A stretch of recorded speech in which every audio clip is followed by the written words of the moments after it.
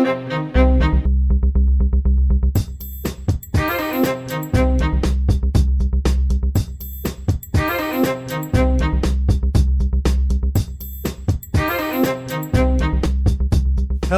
everybody, and welcome back to Small Town Murder Express. Yay and choo-choo! Oh, yay indeed, Jimmy. Yay indeed. My name is James Petrogallo. I'm here with my co-host. I'm Jimmy Wissman. Thank you, folks, so much for joining us today. All aboard the murder train, pulling away from the station. We have a wild one for you, obviously. It's Express. It has to be wild. Oh, yeah. We're going to fit a crazy, insane case into an hour. Let's do it. Stomp it down. 10 pounds of murder in a 2-pound bag. Before we get started here, definitely head over to shutupandgivememurder.com. Yeah. Get your tickets for live shows. If you're listening to this when it comes out, tomorrow night we're in Seattle, October 18th. Oh, yeah. So I don't know if there'll be tickets left by then, but give it a shot. Come see us at the Moore. We cannot wait. It's going to be great. Also, get your tickets for October 30th, the virtual live show. Here we go. Just like a regular live show. The screen with the pictures and the jokes and everything like that, except we'll be wearing costumes because it's Halloween and we'll make jackasses out of ourselves, of course. Okay. And you can watch it anywhere in the world that you have internet. In your living room, in your pajamas, drinking your own booze, do whatever you want. We can't wait. It'll be available for 2 weeks after the show as well, so you can purchase it anytime during that. You can purchase it ahead of time. You can watch it 30 times. You can wait a week. Do whatever you want with it. Shutupandgivememurder.com is where you get that. Also, get yourself some Patreon. Oh, yeah. You need that. Patreon.com/CrimeInSports, which Crime in Sports is the name of another show that we do that you should be listening to. You don't have to like sports. It's very funny. Just check it out. It's about idiots, not about sports. So do that here, and you get what you get there is a whole giant, anybody $5 a month or above, you get our whole back catalog of bonus stuff, hundreds of episodes you've never heard before immediately upon subscription. New ones every other week, one Crime in Sports, one Small Town Murder, and you get it all. We're going to do an internet salad for Small Town Murder this week where we talk about everything going on in the world except politics. Yeah. We will talk about that comedy festival, though. That's one thing we're going to get into. Don't worry about that. And in addition to that, you get all the shows we put out, Crime in Sports, Your Stupid Opinions, which is hilarious and you should listen to, and both Small Town Murder episodes, all ad-free with your Patreon as well. Yeah. You can't beat that deal. No and breaks. We can give you a shout out at the end of the regular show as well. That's all we have. That's all we can do for $5. So do that. Patreon.com/CrimeInSports. That said, let's do this, everybody. I think it's time to sit back. What do you say here? Let's all clear the lungs and let's all shout. Shut up and give me murder. Let's do this, everybody. Okay. Let's go on a trip, shall we? We are going to Idaho this week. All right. We're going to Bonners Ferry, Idaho. Where the hell is that? Way up north. And Bonners with no apostrophe, by the way. Bonners. Plural, yeah. Bonners Ferry. All the Bonners. This is in far northern Idaho. Extreme panhandle up on the top county connected to Canada. It's about an hour 50 to Spokane, Washington. About 2 hours to Kellogg, Idaho, our last Idaho episode, number 597, the talkative serial killer. I remember that guy couldn't stop talking about what he did. This is in Boundary County here, boundary of, I guess, the country. Area code 208 and 986, both of them there. Population of this town, 2,495. Not a big place. Yeah, little. Pretty small. Median household income here. Big difference between the income and the housing costs here. Median household income, $38,243, which is a little over half the national average. Median home cost, $418,200, which you have no chance of purchasing with $38,000 a year. The motto here, Idaho's most friendly town, exclamation point. That's their motto. A little bit of history here. Before the gold rush happened, only a few people had really come to this region outside of the natives that lived here. One was an explorer named David Thompson, who was a cartographer, map maker for the Northwest Company. He and four fellow fur traders, that's hard to say over and over again. She sells seashells by the seashore. Can't even start it, fuck. Arrived in 1808 to trade with the lower Kootenays, I think is how you say it. Kootenais, Kootenays. I looked it up. So there you go. If I say it wrong, I intended to get it right. I actually looked it up. The local natives gave Thompson's party dried fish and moss bread. Delicious. Lovely. Then he returned the next year and established a trading post. 1863, gold was discovered. Yeah. And then thousands of prospectors came all fish, through jerky, here. And gold and the Kootenay east of there in British Columbia, people went. Edwin Bonner, who was a merchant from Washington, established a ferry where they crossed the river. So this became business, basically just for people passing through to go to the gold rush in other places. Okay. That's kind of how this worked out here. So he, in the 20th century, it became a lumber place and a farming community.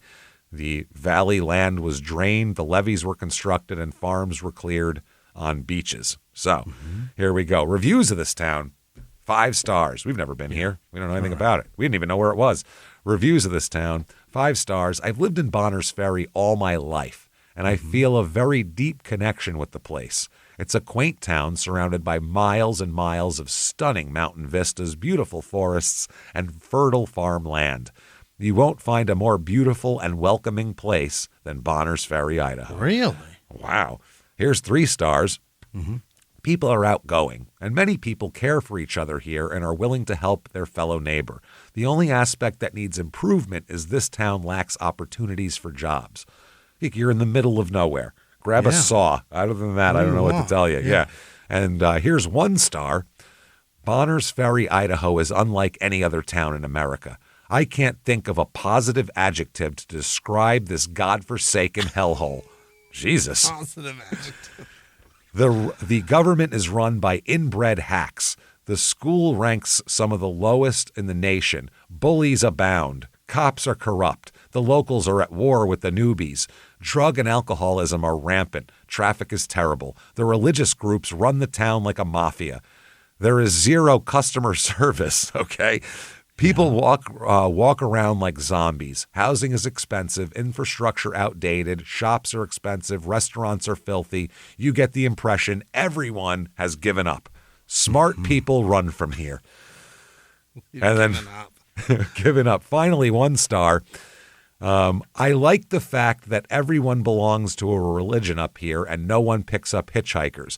I also like the fact that free America doesn't exist and Bonners Ferry is the only place where you can have your constitutional rights violated by immature social media fake detectives, and then they claim it's Idaho.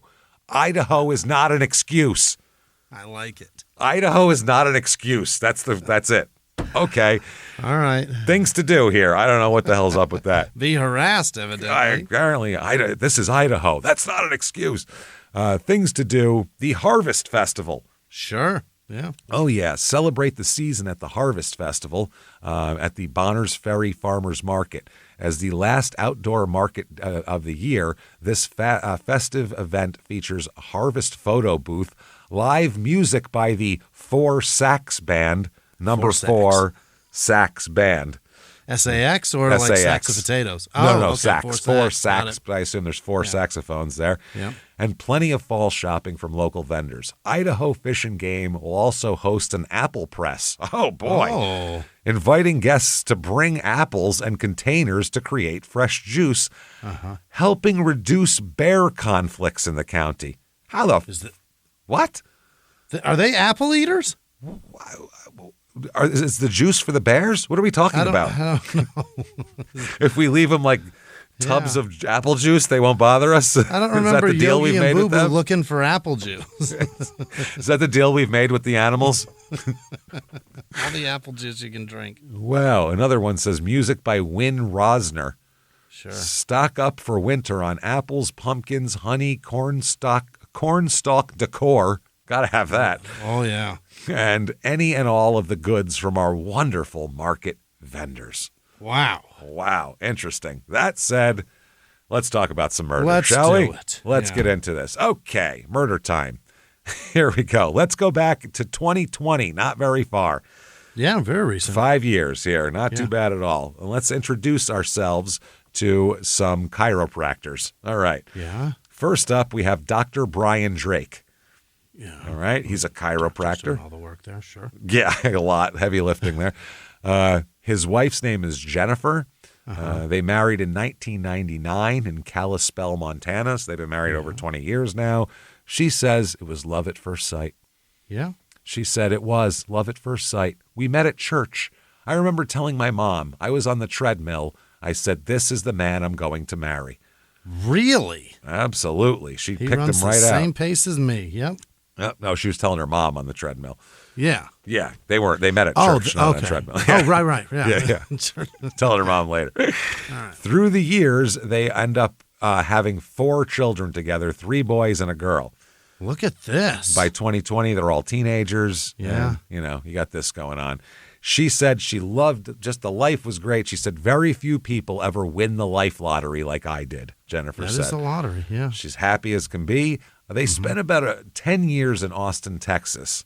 Oh. Before deciding to get out of the big city and move closer to Jennifer's family and to the mountains in 2012. And that is up in this area here. Idaho. In Idaho.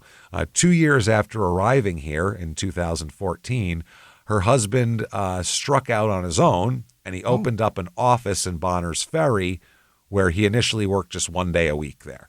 Nice. And he's building that up. As business increased, he added a second day in Bonners Ferry and also opened 2 more offices, one in Sandpoint, which is about an hour away, and one in Hayden, where her family lives. Sure. She's got 3 offices, 2 days a week in Bonners Ferry, the other 3 between those 2 places. Not bad. Pretty cool here. So Jennifer says he's just a gentle soul, which is funny while he's got his arm around somebody's fucking head, cracking their neck. Gentle soul.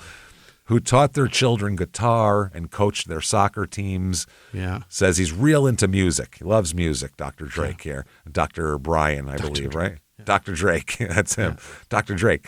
So she just says he's a very gentle guy. Now, on this little area, it's South Main Street where he's got his office. There's other chiropractors there, too. Oh. I don't know if that's Chiropractor Alley or what here. Chiropractor Row, babe. Yeah. There's another... There's a Dr. Daniel Lee Moore, who's also a chiropractor there. He's older. He's 63 years old. Dr. Brian and his wife are in their 40s. He's an older guy. He's also a chiropractor. His office is on the same side of South Main Street. Is about 500 feet north of where Dr. Drake's office is here. So very, very close. And this guy, Daniel Lee Moore, he has been practicing in town for about 23 years, cracking backs and necks and shit. So he's kind of the established, ingrained guy here, entrenched guy. March 12th, 2020, 7:30 p.m. All right. 2 911 calls come in seconds apart from each other. Different phone numbers? No, not from the same person. Okay. The first call is from a man who heard a gun go off and had seen a man dressed in a hood and dark clothing leaving the scene. Yeah. So I heard a gun, I looked out, I saw this. The second call came from Jennifer Drake, Dr. Brian Drake's wife, who told police she was on the phone with her husband when something really weird happened. Wow. She said on the phone with him, and he just said someone had just shot him through his window. He told her that someone just shot me through the window. Yeah. And so she kept talking, and she said he stopped responding, so she hung up and called 911. Good call. Yeah. She was trying to get details. She said, I was on the phone with him when it happened. It's a memory of sitting next to my daughter when it happened. We had to call 911. Yeah. So anyway, the cops show up, and the blinds are closed to this window. There's a hole in the window. Yeah. Blinds are closed. The assistant chief of police, Marty Ryan, says that he still had a broken view through the blinds. You could sort of see in, but not really if you put your hand up to there. Responding officers had to kick down the locked door of the office where they found Dr. Brian Drake dead in there on the ground with a single bullet hole coming through the double pane glass of the closed blinds into his exam room and killing him. Right. Apparently, after finishing with his last patients of the day, He sat down to talk to his wife on his cell phone and was shot in the back through the window, which is insane. They said that the blinds to his office were closed, and the autopsy indicates that he was likely sitting when he was shot in the back. Oh. So think about the angle of that with a window. Yeah. You have to angle it down to shoot the person there. You know what I mean? Stand on the neighbor roof. Something like that. So Jennifer Drake, the wife here, she is obviously very sad. Yeah. She said, "He is a very kind and honorable man. God took his flaws and failures and turned it into a great story of grace. He was my children's hero. He's still my children's hero." Yeah. I guess she called him, she said he was a wholesome man of God who loved music and family. She said he was amazing. We had it all. We really did. He was a great chiropractor. That's just the opinion of his wife. That's what she said. Right. Yeah. Another patient said, it's true. He was very compassionate. He helped me out a lot. Okay. So they investigate this, obviously. Who the fuck wants to kill a chiropractor? What the hell? Yeah. I mean, obviously, they might mess somebody up a little bit. Yeah. And that could happen. Fuck but somebody's neck forever. They don't know. They have a lot of leads at first. Oh. First of all, they have that eyewitness report, the person who saw somebody running. The hood, yeah. Yeah, they said that he'd seen from his apartment across both South Main Street and U.S. Highway 95 in Bonners Ferry.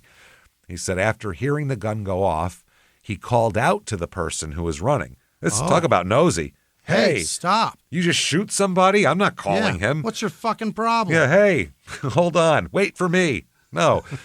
Hey, you didn't shoot me yet. What the hell? I'm here too, pussy. Yeah. So called him names. Yeah. He said the person looked back at him before running off down Main Street. So the person turned and looked. He later told Assistant Chief Ryan that the suspect appeared to be of, quote, Indian or Middle Eastern descent. Oh, he got that good a look I don't at know how you could see that from across a highway and a road. Right. You could say darker complexion, Yeah. but to nail it down to a region, that's... Yeah. Wow, I'd guess that's Mexican impressive. First, right? Is that not on in me? South Carolina, probably. You're in No. Arizona. That's why. Yeah. Okay. Yeah, in South Carolina, Yeah. the person would have to be delivering them a carne asada burrito before they'd assume it was a Mexican, probably. All right. A Mexican person. So he said he called down. The person looked back, continued running down Main Street. He also told Assistant Chief Ryan that he, like I said, appeared to be of Middle Eastern or Indian descent. He also described a suspicious vehicle that looked like a 90s Chevy Malibu, an older Malibu that was seen in the area before and after the shooting occurred. And after, okay. Yeah. So this guy said not only did he call out to the guy, which to me is above and beyond, Right. he then went and jumped in his car to try to follow the person. Oh. This guy's got a gun and he's clearly violent. Let me follow him. No, he's armed and That's willing to use it. What's wrong with you? But the person was on foot, he said. But he said that that's what he told 911. But he said then he couldn't track the person down, so he returned home to report what he'd seen. Okay. Causing a delay in the whole thing. Right. Now, the witness here, his girlfriend, told police she saw many of the same things. She didn't go for the car ride, but she saw a guy, hoodie, the whole deal. Okay. Sure. So police say, okay, a guy saw somebody out on the street going in this direction. Now we know which surveillance cameras to try to pull and see if we can get anything on this, because it's 2020. So there's plenty of cameras out there. So police, they scour the footage, man. They're looking for it. The Assistant Chief Ryan goes in search of this surveillance footage, just knocking on every door of anyone in the area. And what he found is a shitload of surveillance footage. Really? And it seemed to confirm what the witness had told police, which is good because they were suspicious of this guy until then. Yeah. It's a suspicious person in a black hood in the vicinity of the crime scene at the time of the crime. Well, the suspect could be seen leaving the Kootenai River Inn near downtown Bonners Ferry before appearing to intentionally avoid security cameras, walking along South Main Street and returning to the inn all around the time of the killing. So you see him doing some walking and doing like a circle and going back to the inn at the time of the killing with some staying there? Some parts cut out. We don't know. Okay. Some parts are cut out of it. That's where he ends up. All right. So they look and they find that, and that looks that looks suspicious, obviously, Sure, right around yeah. the time that dressed in all black with his hood pulled up and everything. So they said the evidence was compelling here, and police end up identifying the suspect, the person they thought was that guy walking around. When the witness's girlfriend saw a photo of him, she said, "That's the person I saw fleeing the crime scene. That's the guy. That you found him." So the evidence is a lot. I mean, they have 2 eyewitnesses saying they saw him going away from the crime scene, and they were chasing him and everything else. So a judge signs off on a series of search warrants that allow the investigators to comb through his hotel room, truck, phone, everything. Everything. They complete the investigation on him, and they determine this suspect coincidentally was walking around. He was just visiting. Yeah. He's visiting Bonners Ferry, was not involved with the shooting. Has nothing to do with this. Nothing to do with shit. Damn it. No, his hands were clean. He was fine. No guns. He didn't do it. He was just, I think he went back to the hotel room because he heard a gunshot and he wanted to get off the street. I'd get out of there too. And then somebody yelled back at him and he's looked back. He might have thought that was the person shooting. So he kept going. Yeah. Especially if you've never been here before, you're visiting. Right. Now you're scared fuck to death. that. Yeah. By the way, this is the first murder in Bonners Ferry since the early 1960s. Really? Yeah. This is a safe little town. 50 years. Now, March 15th, 2020, 3 days later. 60 years, yeah. Yeah, 60 years. 3 days later, their county coroner, Mike Mellett, he is passing by these chiropractor offices on South Main Street on his way to breakfast with a friend. Nice. And remember Dr. Moore, the guy who has an office 500 feet away? He noticed that Dr. Moore's truck is in the parking lot. Yeah. When he returned home, he noticed the truck was still at the office. And since it was unusual for Dr. Moore to be there on a Sunday, he used his key that he had, because he's his buddy, they're like best friends, to enter the office. Pop in and say hello. Pop in. Now, when he gets there, he found Dr. Moore getting up from an exam table appearing woozy, he said. Oh. Now, Mellett took him outside the building and said, "There's a gas leak in there. You didn't smell that? Get out. Yeah. You passed out from a fucking gas leak. I just You saved almost your died. goddamn life." So he calls and reports the gas leak. Mellett does. And Moore says that he had gone to his office to change a furnace filter when he was overcome and passed out, became unconscious. He woke up from this guy coming in, and he doesn't really know what happened. He claims that he has anosmia, which is the loss of a sense of smell, so he didn't notice the gas. Didn't know it, yeah. He said that when he was a child, he lost his sense of smell because he had constant nosebleeds, so they cauterized his nose. You can do that? I did not know you could cauterize a nose, and it permanently made him lose his sense of smell. You can ruin somebody's smell forever? Forever. I mean, he said when he was a kid, so that was the 60s, so they probably would do weird shit like that in the 60s. Yeah, they probably did it with an ice pick. Yeah, they were like, it's either that or drill a hole in your head Yeah. with a hand drill. Them power drills don't work. You need like an ice drill. Ice pick and a ball peen behind the eye will That's how fix it this goes. for good. So the gas leak investigation here, is there someone trying to kill all the chiropractors? Right. What's going on? What's happening? So the police interviewed the fire chief who responded to the gas leak. He stated that he discovered a gas fitting was just finger tight, noticing that this was odd and he'd never seen that before in his experience. Right. They also interviewed an experienced rep for the regional natural gas company who had 30 years of experience, and he said the gas fitting had to be intentionally loosened. Yeah, because Had to those are be. tight as shit. On purpose, or else gas leaks out Right. and shit explodes. So, So March 24th, 2020, the police sit down with Dr. Daniel Lee Moore simply because he's a chiropractor who works 500 feet away, and maybe he saw, heard, or knows something about this. Yeah. So he told police he didn't know anything about it. He said, I was at my friend Mike Mellett's house the night of the murder, the coroner. I was with him. He said that, by the way, Mellett is listed as the responsible party on the autopsy report completed by the medical examiner on Dr. the other doctor. Yeah. So the guy he killed, Drake. So, he says the detective asks him if he was at Mellett's house around 7 p.m., about a half hour before the killing. And Dr. Moore said he didn't know because he later became ill with kidney stones and had diarrhea. Jesus. And left Mellett's house to go to his office to look for medicine. Dr. Moore's a mess. He's a disaster. Gas leaking. He's shitting all over the place. Gas leaking in his office and his pants everywhere. Everywhere, yeah. He said he couldn't find any medicine at his office, so he went back to Mellett's house and just took some Imodium. Okay. I don't know what stronger medicine a chiropractor would have for stomach issues, unless it was just in his personal bathroom there or something. Yeah. He stated that he was with Mike Mellett when the call came in about the shooting, that he had to go out there and, look at the body and everything. So police, they cross off that initial suspect, Mr. Hoodie, who was staying at the inn. So they investigate. Now they're looking for more evidence. They get more surveillance footage. They got footage from 18 local businesses and conduct more than 200 interviews. Wow. Now, at this time is going by. Sure. And they said several persons of interest have been looked at and alibis established. So they've had several different people. At this point, the only person they can't really clear is Dr. Moore. Right. They don't think he did it, but they can't clear him, and they have to be able to clear him. He's got a bad belly and...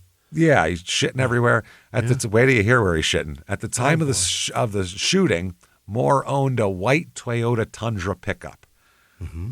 Now, cops review security footage from multiple businesses recorded at the time of Dr. Drake's murder.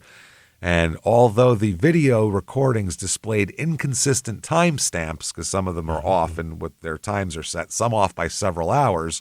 Really? When pieced together, you can determine if one camera he drives off and into another, you know that timestamp is actually when it's here, not 4 hours from now.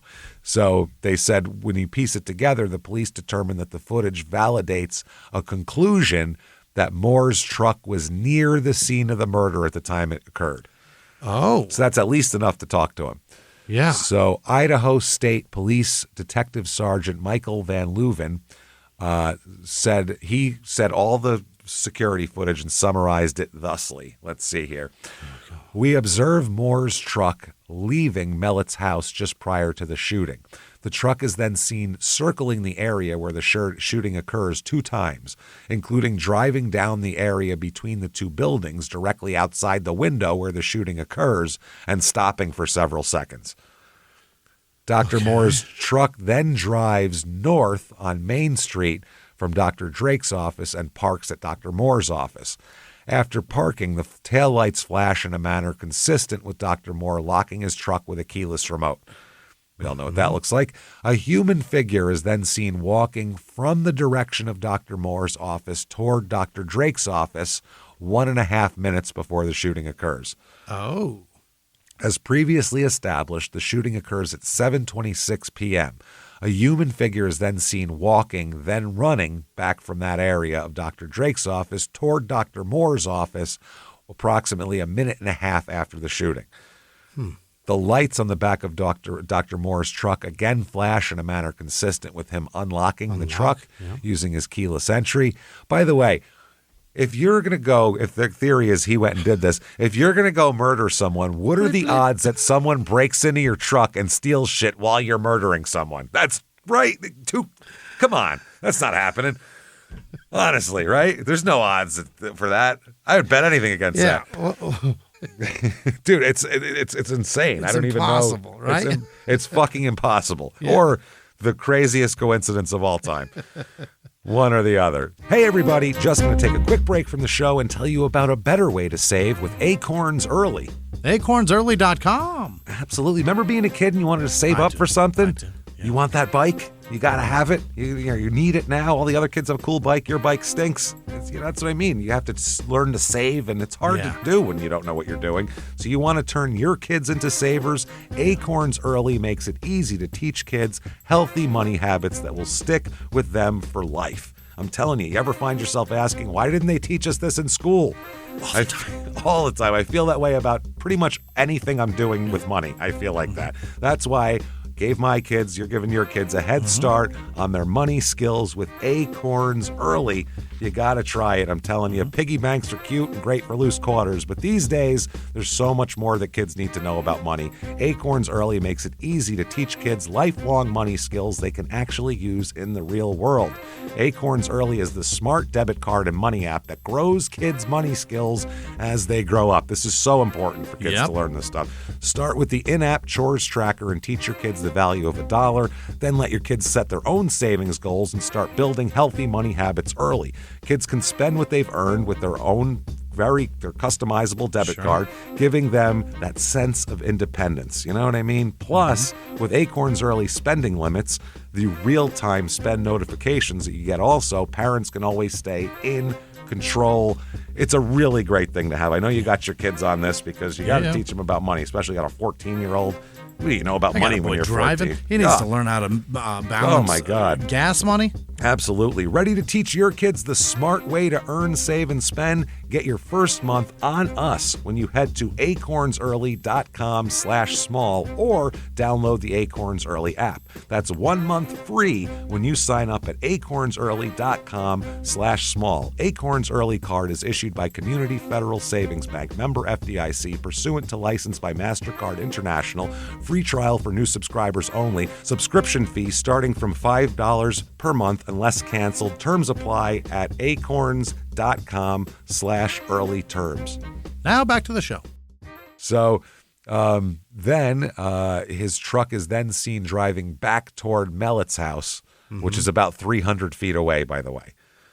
So all of this takes place in an 800-foot area. Very convenient. Insane. Most convenient attempt Tell ever. you, this town is really convenient when it comes to getting somewhere. After 5 minutes, Dr. Moore's truck is then seen leaving Mellett's house and driving a circuitous route back toward Dr. Moore's house that conspicuously avoids the crime scene. Fascinating. The fastest route was that way. He Goes went out of his around way it to all, miss it. Yeah. which is weird. Now, there is a problem with the footage. They said all timestamps are not accurate, and the police detective, Van Leuven, even,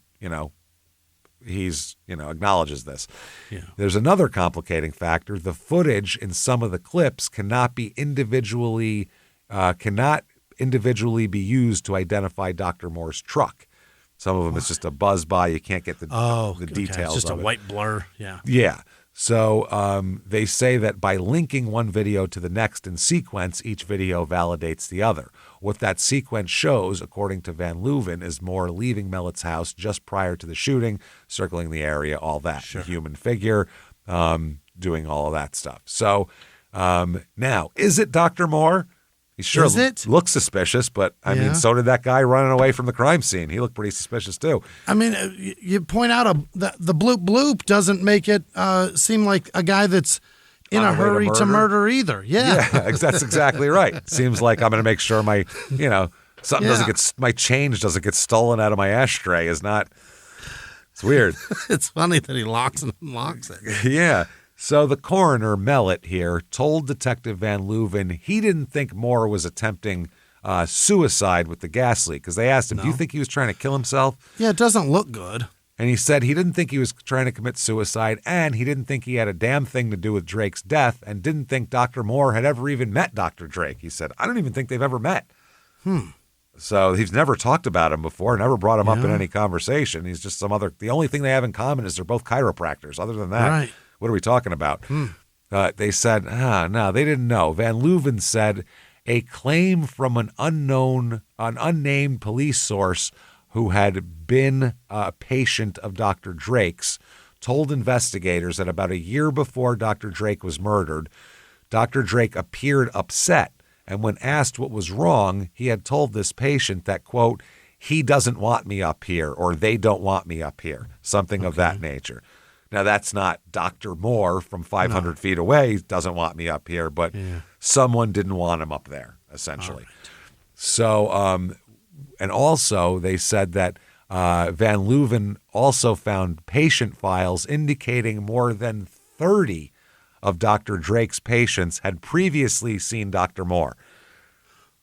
So Drake has stolen 30 of his patients. Not That's stolen, a lot. but taken. Yeah. He's poached, probably. Yeah, not on purpose, maybe. Probably, maybe Dr. Leuven's shit is not good. Dr. Moore, you mean. Leuven's the detective. Right. Yeah. the one that's dead. Maybe he's not a good doctor. It sounds like there was Drake. It sounds like there was one chiropractor in town, and people went there. And then when another one came, they were like, "Oh, this guy's much better." Yeah, that's all. This guy had the town all to himself forever. So yeah, he's been stealing some people.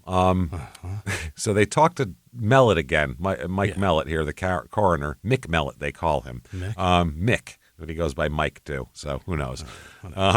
He said he was certain that Dr. Moore was with him at the time of the shooting. So I know he was with me. He said in the affidavit that the Van Leuven wrote up, said Mellett said Dr. Moore arrived at his house no later than 6:15 p.m. and did not leave until after he heard about the shooting on his pager. Yeah. He said Mellett was very sure about the times. All right. Even when pressed about giving Dr. Moore an alibi, Mellett said he was absolutely positive. Certain. He said that Mellett's demeanor throughout the interview was calm and relaxed. His answers seemed genuine and logical. All right. Fair. May 6th, 2020, they can't, other than Mellett saying that, and that's like his best friend. Can't confirm it otherwise. They can't clear him otherwise. So they try to talk to him again. Now, when questioning him, they said, listen, this is the first time they told him, we have security footage of your truck in the vicinity of the shooting at the time it occurred. How do you explain that? Because, I mean, Dr. Mellett can say he was at his house, but we have footage showing him not at your house. So you're mistaken. He explained that this is amazing. They said, why were you in the alley behind your office? And he said, no. I went there to defecate. The embarrassment. I feel you, buddy. He went to his office and didn't go inside and shit, where he probably has a bathroom and toilet paper and things like that. He said, I drove my car to shit in an alley. That was his excuse. You're not going to want to know the answer to this. You're going to want to go. You can go back and check. I don't know if a dog might have come by and eaten it. I don't know, but it could still be there.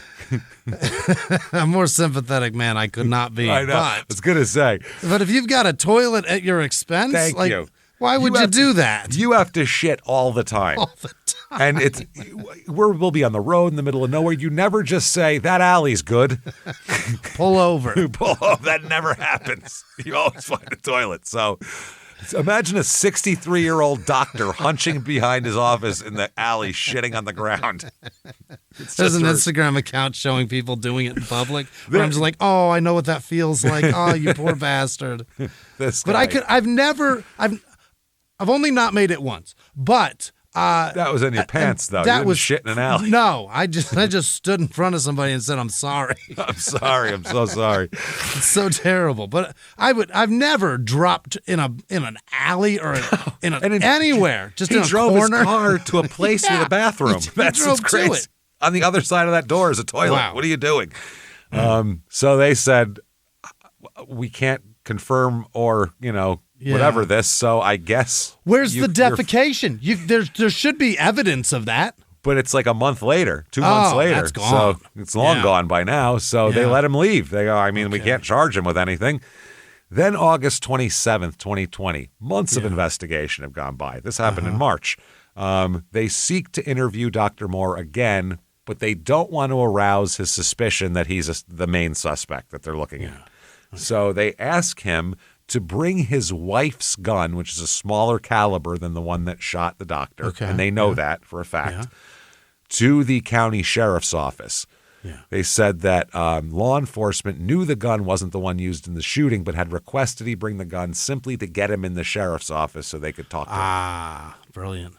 So while he waited for the firearm specialist to inspect and photograph the gun, the firearm specialist and the detective who asked him to bring the gun engaged in small talk with him. Yeah. Van Leuven entered the room then, the detective who's been on this, and asked Moore, hey, would you answer a few more questions? And now that I saw you here, so just if you could just, a couple of quick ones here. So then several other officers entered the room and told Moore they were taking him back to a, quote, secure area and that he would need to be checked for weapons before entering the secure part of the facility. Oh. So, now he's being searched and taken to an interrogation room. At that point, I'd be like, I'm not here to test a gun, am I? I got a shit. Like, hey, by the way, you guys got a bathroom?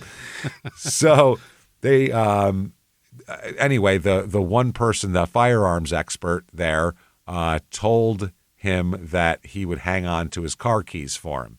Now, Moore did not have his cell phone on him because he had left it in his car.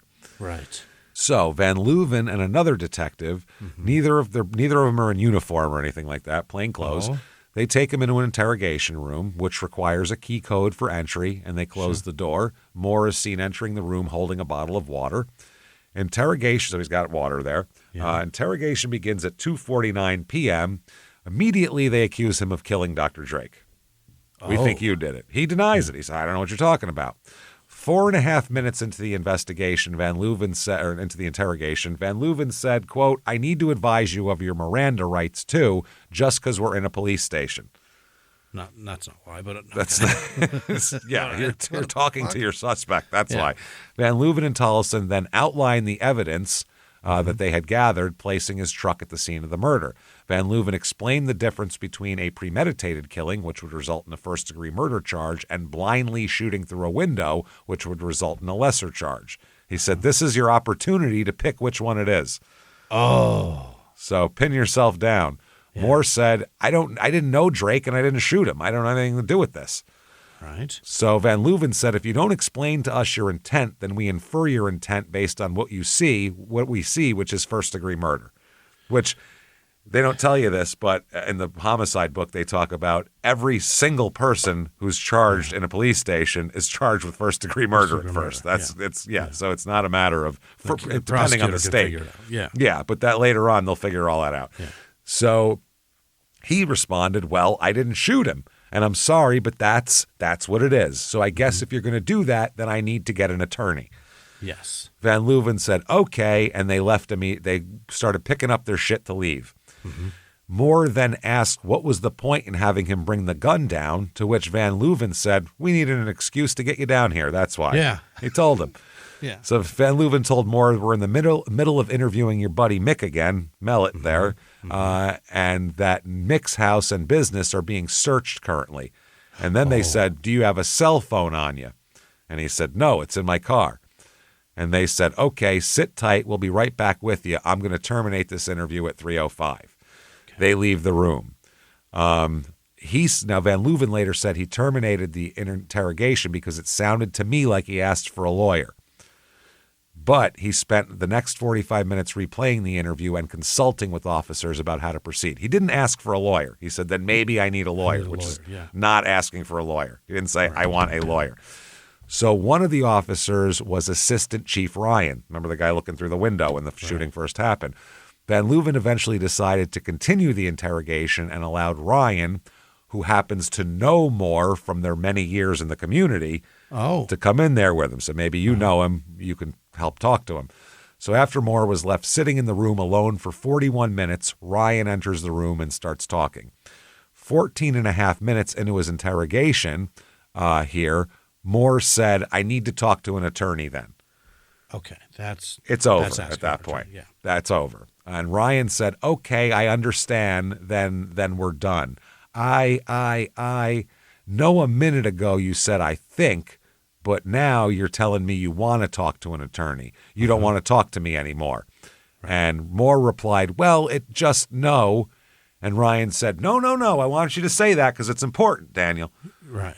Now, he said, you can't think this, I think that. Brother, I don't want to do anything to violate anything here. You know why I'm here. Okay. So Moore then, he's... That's some shitty... I don't like that. So right. Ryan continued to ask clarification here. And he said, I'm trying to do the best I can to fix this thing, the best I can. And Moore says, yeah. Ryan says, okay, so I've painted the best picture I can for you, and I've asked for your help on this. But you have to be clear. I can only talk to you if you want to talk to me. You understand, Daniel?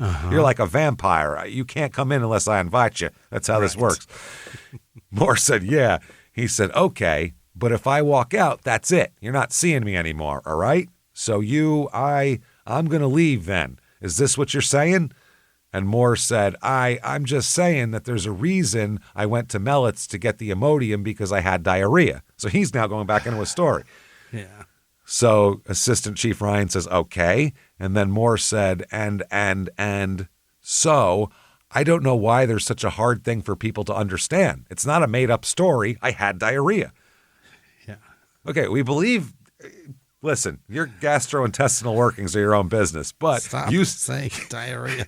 You saying you shit in an alley 20 feet from a usable bathroom is incredibly insane. Saying diarrhea over and over and over again is not going to help your case. Not going to help. I had diarrhea. I don't know why that's such a hard thing for people to understand. I had the shits. So the chief here, Assistant Chief Ryan, says, okay, Dan, you and I both know why. Because of what you're thinking of, what you're doing, and how it makes you sick to your stomach because you have a good heart. Okay, you did something stupid. But again, I can't heal it. I can't make these phone calls. I can't talk to the paper with anything unless you want to talk to me, all right?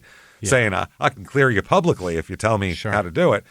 He said, we want to talk, you want to talk to me or not? Yes or no? He then says, I think I need to talk to an attorney. Okay. That's a no. Again, I think. So Chief Ryan here says, well, you're doing that again. You say, I think. All right, brother, I'm going to go, okay? And Moore says, but I really do appreciate you and Ryan says, it's done. And Moore says, yeah. And Ryan says, it's over, okay? Just leave. What are you doing? Ryan then stood up to leave, but before he could exit the room, Moore re-engaged him in conversation and said, so what do I do? Mm-hmm. And so this all happens now while the Assistant Chief Ryan is standing by the door. He's got like a file thing in his hand by the door ready to leave. He says, well, I'm pulling myself out, okay? I got healing to do. I have work I gotta go do, okay? And Moore said, thank you. And he said, you're welcome. At this point, and Moore said, yes, sir. He says, one more. I want the truth. And he says, I want the truth. And Moore says, you want me to admit that? And Ryan says, I want you to admit the truth. But geez, Dan, you're killing me, Dan. Okay, buddy? And Moore says, without an attorney, you want me to talk and say something. Mm-hmm.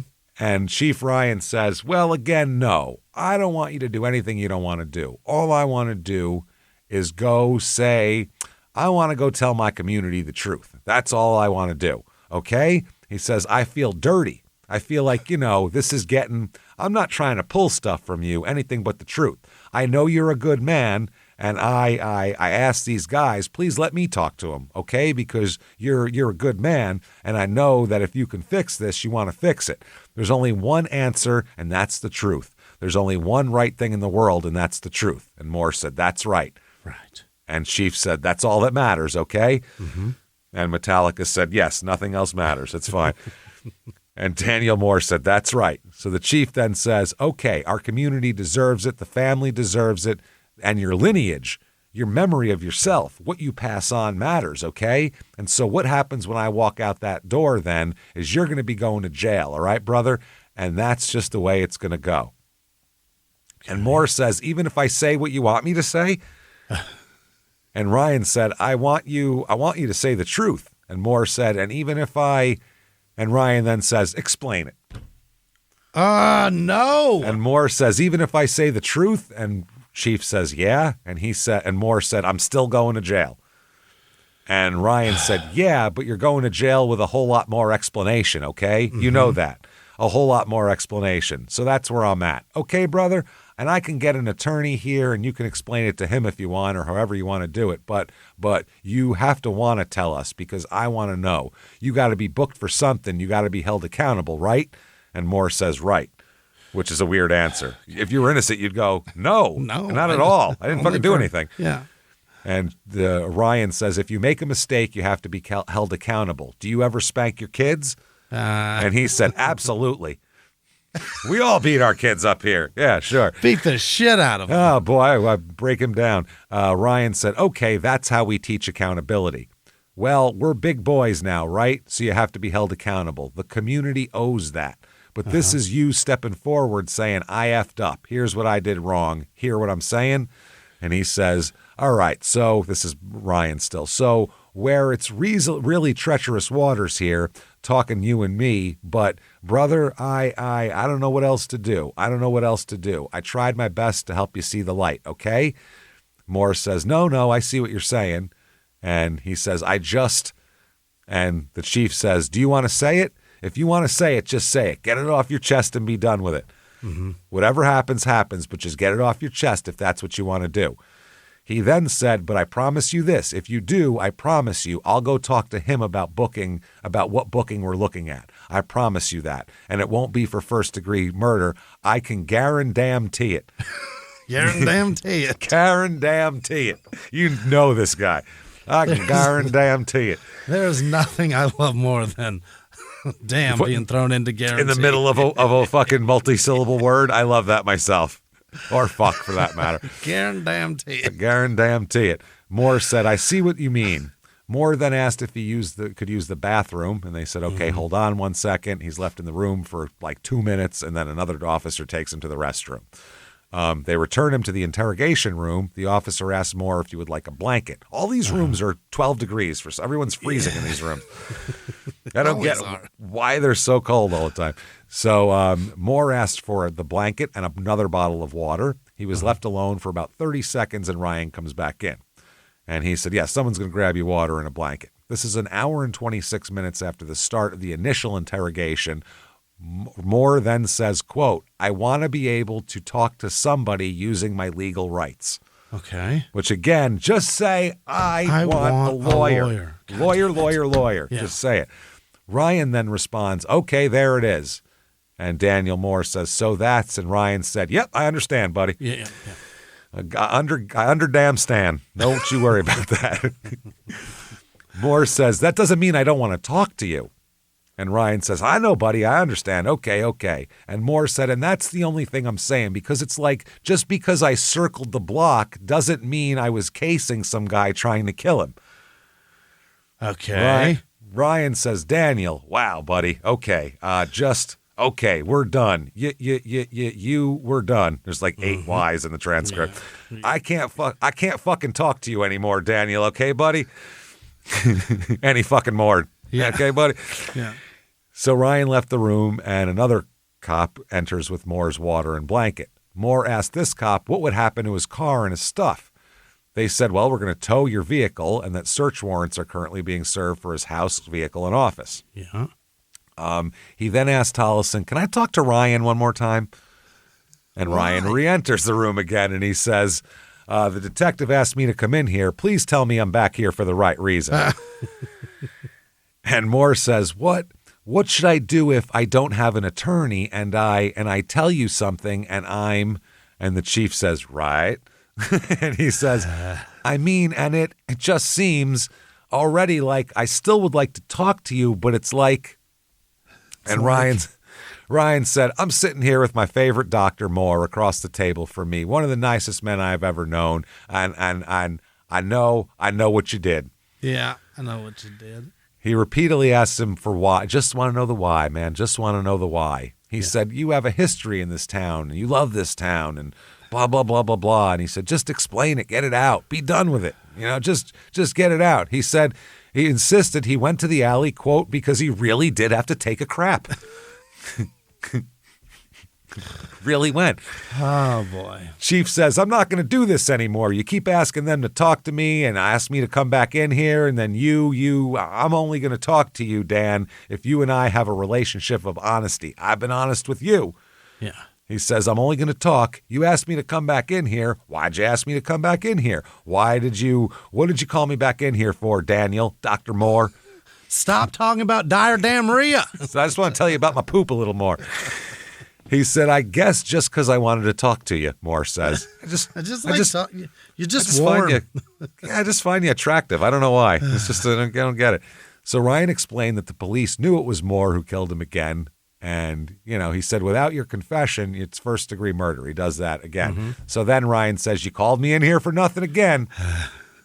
And then Moore says, and if I have an attorney, just hear me out, Marty. He said, how am I going to plead to anything if I'm sitting here spilling my guts to you and I don't have an attorney that gives me my rights? Gives me my rights. Ryan said, okay, again, See, you understand, Daniel. You keep saying this. I can't answer that question. How do you do that? I don't know, okay? I've never been charged with fucking murder. What do I know? He said, I know what we have right now, and the only person who can change what we have right now is you, all right? And so you have to decide now if you want to change what we have, then change it. He says, but if you mention an attorney and you keep doing it, if you mention it, I'm just because, and it's your right. It's your right. He said, you have a right to an attorney, but when I leave, then you call me back in here, say I want to talk to you again. Well, then we restart everything again. I come back up here. What do you want, Dan? Because I just want to heal my town. Yeah. He said, I want to call the wife and tell her this was just a bad mistake. I want to do something, okay? And so I'm hurting here too, buddy. I'm hurting. Yep. Help me heal. Then 1 hour and 43 minutes into the interrogation, after Ryan says that, I want to heal my town, Moore says, quote, I did not go there to murder him. Oh, yeah. He said he inadvertently killed him while trying to scare him by firing a gun through his window. Oh, sweet Jesus. He described loading a revolver, though he couldn't recall its make or model. He described firing the gun from outside the window of the office, though he suggested he couldn't actually see him and did not actually know Drake was sitting on the other side of the window. Now, remember, when Ryan got there, he said you could see broken, you could see inside. It wasn't totally closed, so he could see him in there if you look in there. When asked why he did it, he said, I just wanted to scare him. He said, he thought that having a shot fired at him would encourage him to close down his office and move away. But you've been stealing from him, hasn't he? No. Drake's been stealing his clients. Yeah. Okay.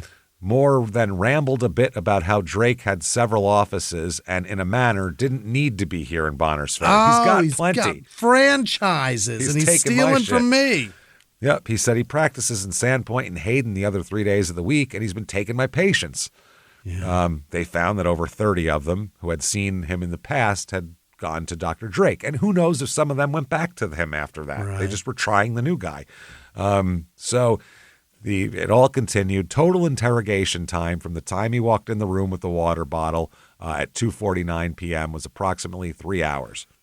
Uh-huh. He then went with the cops to the banks of the nearby Kootenai River and threw a rock in the water to show the spot where he supposedly threw the murder weapon away. Where his gun is, yeah. Right there. He also said a few days later that he staged the gas leak with the intent of committing suicide. He opened it. Yeah, if Mellett hadn't found him, he'd have died in there and exploded. Yeah. Now, he has no criminal history, not even a speeding ticket in his entire life. Really? This guy, nothing, according to records. He's jailed From nothing to murder. Yep, he's jailed on $1 million bond and charged with, they didn't lie to him, second-degree murder. Oh, nice. They didn't charge him with first. He said, I guarantee it, and he did. Guarantee it. Now, in a report Ryan filed the day after the interview, the assistant chief acknowledged that Moore was reluctant at first, but ultimately gave him a detailed, somewhat uncertain account of how and why he killed Drake. The two eyewitnesses interviewed by police couldn't identify Moore conclusively. Mm-hmm. He said they were shown several photographic lineups, including one that contained a photo of suspect Moore, but did not identify any individual with certainty. Okay. Now, the gun he said he threw in the river, they couldn't find it. Uh-oh. Now, Moore's got a lawyer named Jill Bolton, and she argued the investigation and prosecution of her client are badly flawed. She called his confession an alleged confession, which she said was made after a prolonged custodial interrogation conducted in circumstances which violated his constitutional rights, including questioning him after he invoked his right to counsel and subjecting him to custodial interrogation without having first read him Miranda rights. She's kind of got a point. She also requested Moore be temporarily released to receive an evaluation due to a head injury which rendered him unconscious the night before his coerced and false confession. Oh, he had a head injury too. Yeah. The request was granted, but 2 weeks later, they said the state has failed to supply not only the most obvious material necessary to the preparation of the defense in this matter, but significant amounts of exculpatory material the state knows exists, which implicates other suspects in the commission of the crime. He said that they said that the case was remarkably deficient. Sharing evidence indicates at best complacency and at worst an effort to obstruct the delivery of this important evidence. So they're not giving discovery is essentially what it is. Also claims law enforcement perjury. Mm-hmm. She said an assortment of private security footage suggesting Dr. Moore's truck was near the murder scene was hardly noteworthy, considering the clinic was also in the vicinity of the murder scene, the one he owns. Yeah. Also, the timing of the footage, they said that it was uncertain as the timestamps on the various videos analyzed are mutually inconsistent. So she's saying they have no fucking evidence, basically. Right. Unconstitutionally procured confession, all of this shit. Anyway, motion to suppress the statements they put in. Right.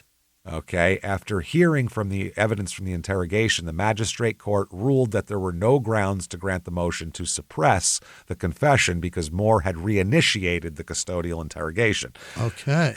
October 13th, 2020, he's released on $1 million bail. Yeah. He resumed operation of his chiropractic clinic. Oh.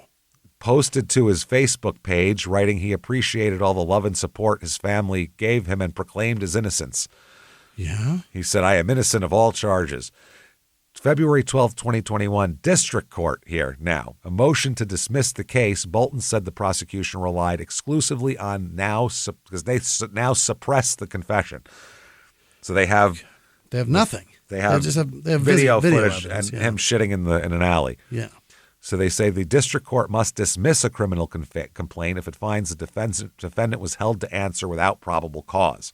There's no admissible evidence in the record to establish Moore committed the crime for which he stands charged, which that kind of makes sense. Yeah. They said that all statements made by Moore from the start of the interrogation until his Miranda rights should be suppressed, not the rest of it. Right. So, yeah, they go over what happened and said, it's kind of They said she also faulted Ryan for feigning ignorance about Moore's repeated requests for an attorney. They said, I just want to talk to you. Now, the confession suppression was suppressed and a potential murder weapon still unidentified. So Moore's attorney saying he's innocent, saying, I think the state had a very weak case and I was quite surprised they brought it in the first place. I can't imagine they would proceed on this evidence or lack thereof. And she called it ridiculous and preposterous. Yeah. Okay.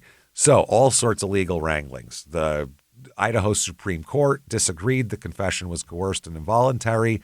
And if prosecutors refiled the case, Moore's testimony at trial basically, they can only use the confession if they go to court, he testifies, and what he says contradicts that, then they can use it. Then they can bring it. Okay. Otherwise, they can't use it. If he doesn't testify, you're fucked. Yes. So they drop the charges against him. What? Drop the fucking charges. Moore's attorney said insinuations and uncertainties about how the case had been handled, and, it's ridiculous. Yeah. So Jennifer Drake sues Dr. Moore. Mm-hmm. Says, death? Absolutely, for wrongful death. Now, the counterclaim says at the time of Brian Drake's death, as plaintiff, Jennifer Drake well knew there were multiple people, including herself, with a motive to kill Brian Drake. Oh. Because he has a life insurance policy. Yeah. Yet the plaintiff persisted for her financial, pecuniary, and other selfish motives to create a publicly false persona of herself and late husband. Yeah. Holy shit. They said rather than a good Christian family man, Brian Drake was a philanderer addicted to pornography and had sexually abused Jennifer Drake and other women. Good Lord. They claim that even his own patients, he engaged in sexually inappropriate behavior with members of his professional staff whom he worked with and likely had extramarital affairs with. Jennifer Drake's attorneys called those allegations libelous, fabricated, and malicious falsifications of the truth. Mm-hmm. Saying that they're calling them cowardly and using them as an effort to humiliate and shame Jennifer Drake and her children and cause further emotional harm.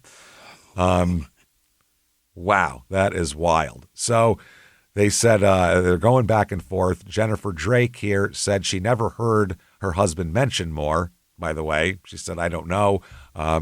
what happened there. So the lawyer wants Jennifer to give more info. They keep going back and forth on this. They say that Dr. Drake's pornography addiction, infidelity, alcoholism, or his proclivity for sexual battery, they talk about.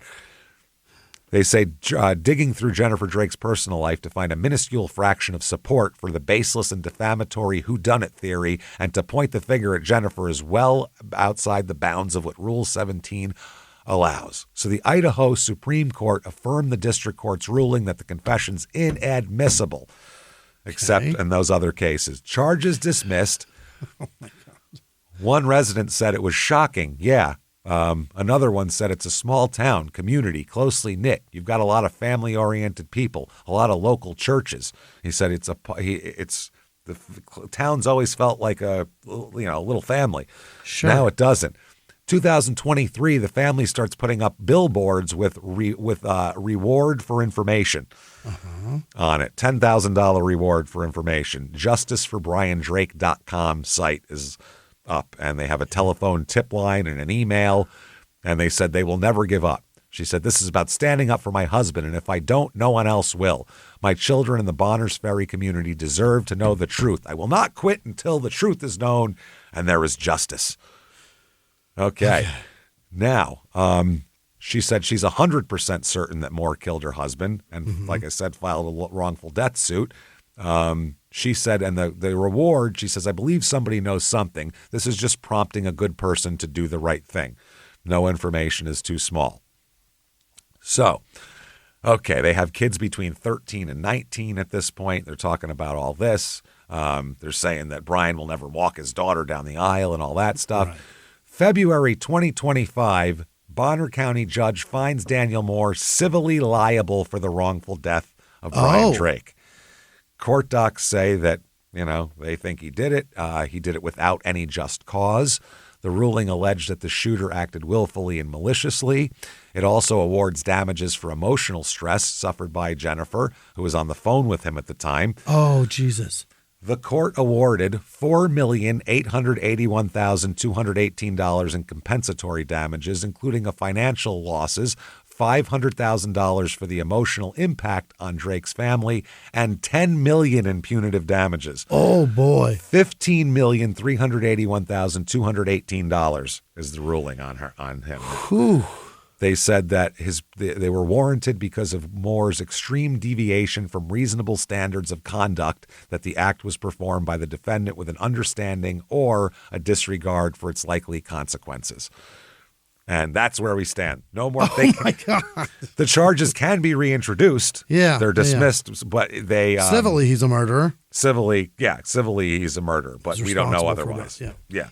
Wow. Civilly, they found him responsible. So there you go. Got to buzz through the end quickly. Hope you like that. ShutUpAndGiveMeMurder.com. Tickets for live shows. Seattle, the 18th of October. October 30th, virtual live show. Available for 2 weeks after that. Get your tickets right now.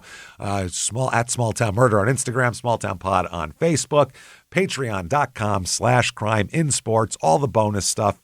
All the ad-free of all of our shows, and shout out and everything. $5 a month is all. Internet salad this week for that. We're going to talk about everything but politics, including that comedy festival. Hear our opinions on that bullshit. And all of that, and you get a shout out, like I said, patreon.com/crime and sports. ShutUpAndGiveMeMurder.com if you want to follow us and do all that. Keep hanging out with us. And until next week, everybody, it's been our pleasure. Bye.